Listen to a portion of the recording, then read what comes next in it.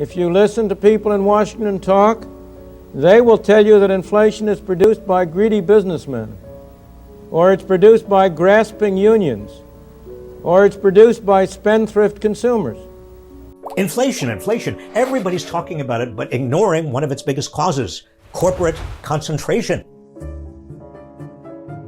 Inflation. Everybody's ignoring the deeper structural reason for price increases, the concentration of the American economy into the hands of a very few corporate giants with the power to raise prices. If the market were actually competitive, corporations would keep their prices as low as possible. Inflation rate month to month was just an inch, hardly at all. So the underlying problem isn't inflation per se, it's lack of competition. Corporations are using the excuse of inflation to raise prices and make fatter profit. It's the highest inflation rate, Mr. President, in 40 years. I got that. Ratcheting up prices. Chevron, Exxon have doubled their profits. This isn't about inflation, this is about price gouging. Or look at consumer goods. In April 2021, you need to shut the fuck up. That neither the businessman, nor the trade union, nor the housewife has a printing press in their basement on which they can turn out those green pieces of paper we call money. Only Washington has that printing press, and therefore only Washington can produce inflation.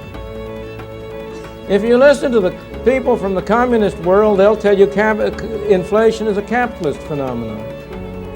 That's not true. It is always and everywhere a monetary phenomenon. It's always and everywhere a result of too much money, of a more rapid increase in the quantity of money than an output.